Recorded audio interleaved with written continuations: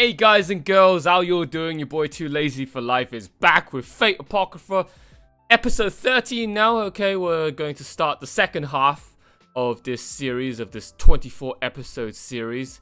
So I'm guessing the opening and the ending are now going to change. We're going to get some new teasers as to what's going to happen next in this second half of the Great Holy Grail War, and find out what is all of this mystery surrounding Koto Mine Shiro. And he also is a ruler from the previous war, much like Gilgamesh was left behind from the previous war, from Fate Zero to Fate Stay Night. And yeah, all of that, okay, because it seems like Darnik is now dead. I thought the main villain was going to be Vlad and Darnik, considering Darnik was the one that started all of this, and now he's dead halfway through the series, so it looks like he wasn't the main bad guy as well. He wasn't the main star of the show this entire time, and this was never his series. Oh man, what a shame. No, definitely didn't see that coming. So yeah, there's this whole time, this knockoff Koto Mine Shiro. What, I don't even know. I still don't even know where he came from. All right, is he like just in this show with that name purely because of just some Fate Zero and Fate Stay Night reference, and doesn't actually have any relevance to Shiro and Kirei from the mainline Fate series at all? Because he also was seen with Irisville, right? I think that was Irisville in that flashback of him from 60 years ago, right? So that means that he was still somewhat related to the main Fate series, but at the same time, I don't think he has any. Because actually, he's also a servant, right? He's not actually that guy that we saw him and have seen him so far in this show, right? He's actually some guy called Amaska Kuritiko Tosakarin Shiro Koto Mine. Talk about a mouthful of a name, right? So he's actually a servant, and that the way he looks right now is his servant form that somehow stayed behind now as human form, right? Kind of like Gilgamesh incarnated. I don't know who this Amaskuro Tosaka Rin Shiro Koto Mine is, but considering he also wielded that samurai sword from when he was fighting Frankenstein, and also judging by his name, he's some Japanese samurai again. All right, much like what's his name, Sasaki Kojiro. All right, so yeah, okay. I think that's all we're going to talk about for the pre-show, okay? So we're going to get started now with episode 13, alright? So in 3, 2, 1, let's go. I only just woke up like 5 minutes ago, alright?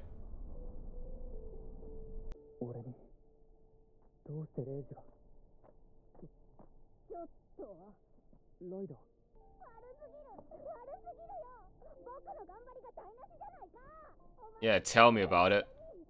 Everything that I sacrificed to get you back, and now you're gonna throw it all away.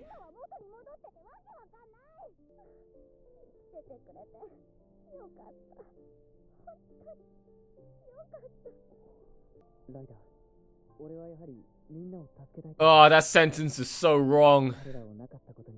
I want to save everyone.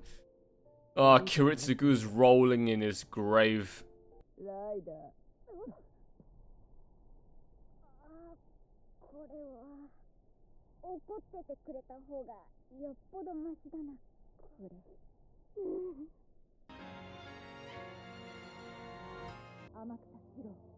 Cause I'm just like Kiritsugu.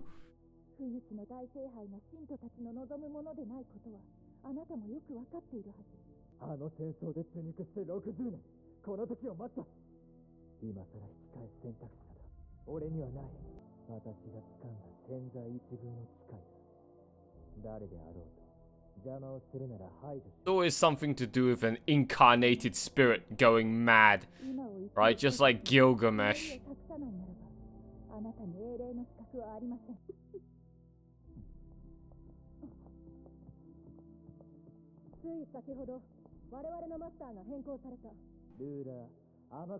Amaskira Tosaka Rinshiro Koto Mine.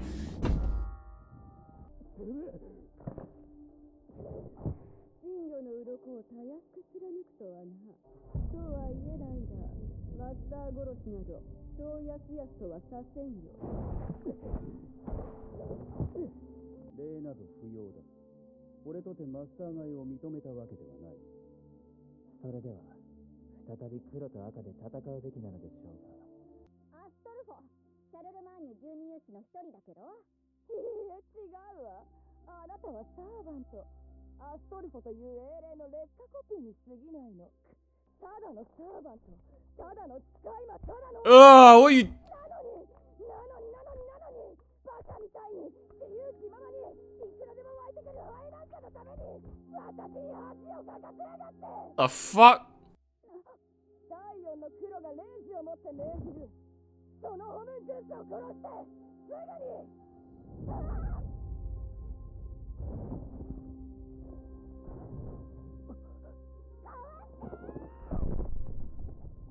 だってあなた嘆くじゃない。絶望するじゃない。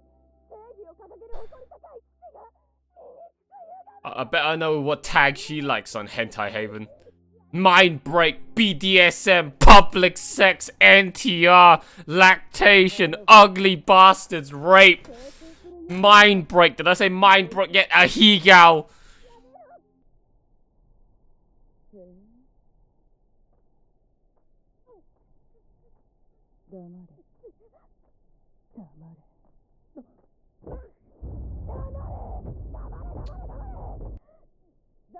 Where's Mordred?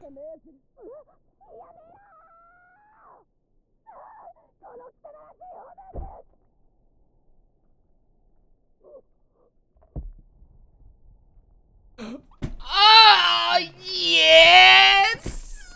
Oh my god. Oh my god, what a good girl.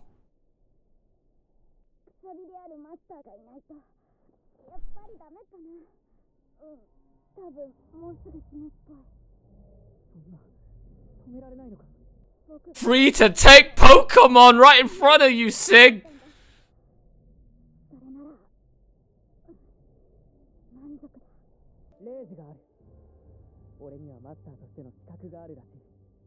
I mean, he doesn't actually have a servant. No, his servant is himself.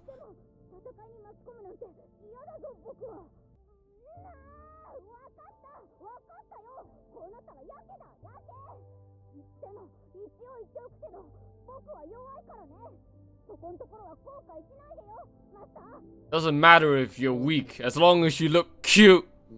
And you can also suck my dick in my free time.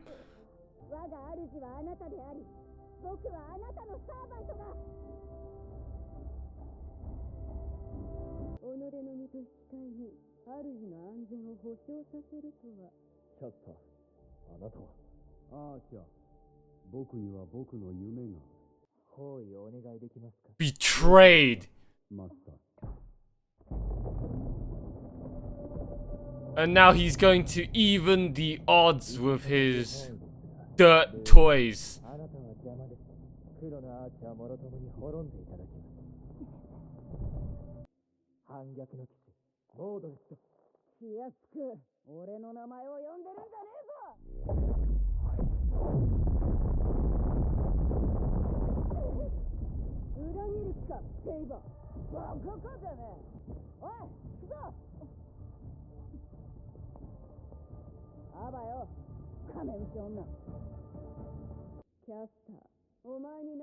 Nothing. That's the answer. I'm useless.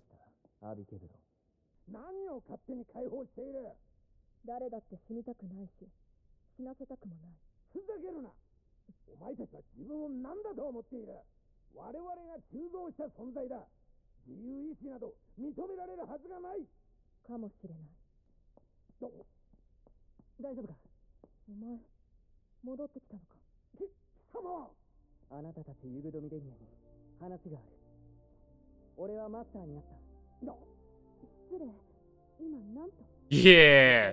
The very test tube baby that you designed to be your servant food is now the master. And I also have a servant.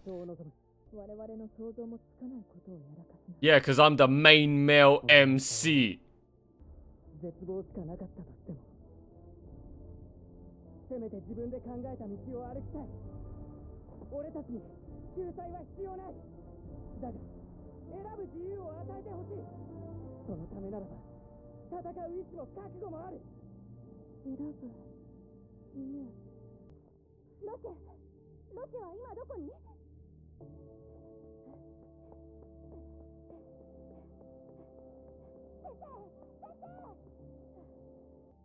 お互い無事で何よりだありがとうマスター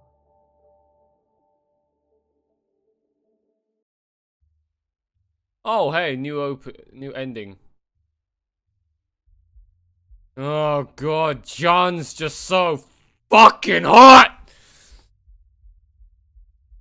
Oh, just... She's like Saber, but with just like significantly more sex appeal, man. Holy shit, oh my god, John, like whoever designed John just basically perfected Saber if they just want to get people to jack off. Alright, because I can't really jack off to OG Saber. Right, she's lovable and, you know, pretty and cute and whatever, but just, I can't ever bring myself to jack off to Saber because I don't love her that way. But John, man, John is just pure fucking cum dumpster sex material. Oh my god.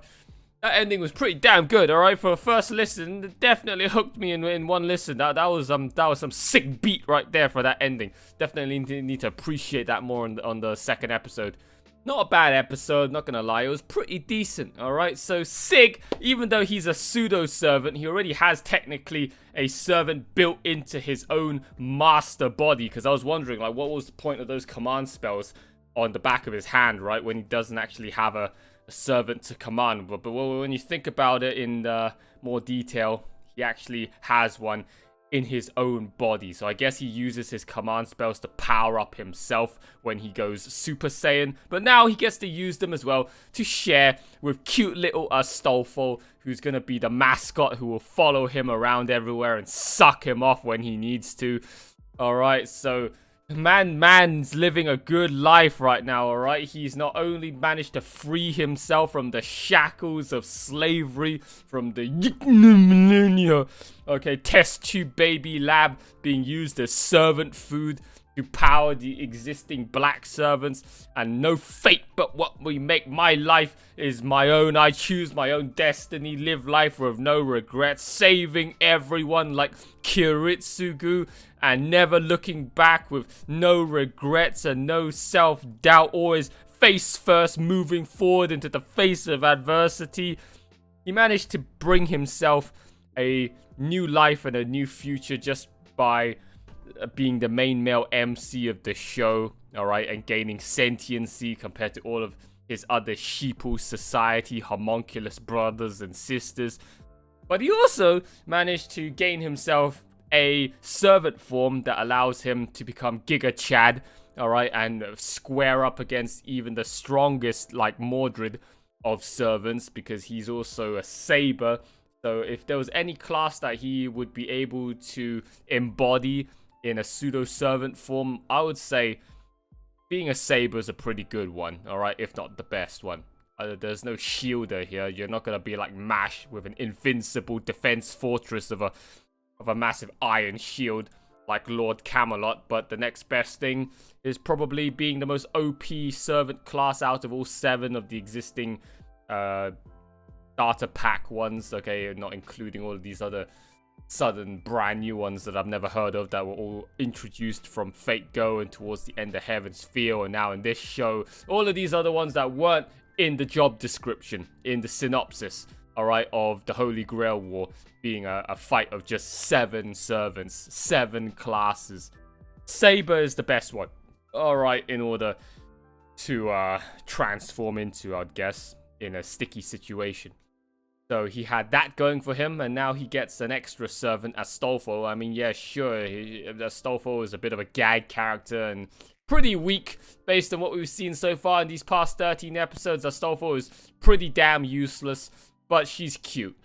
Alright, that's all that matters. She's just a cute mascot, sort of pop idol, lip fang, mid-2000s cringy-ass idol culture girl that can just follow you around everywhere and just use up the screen time to just look adorable.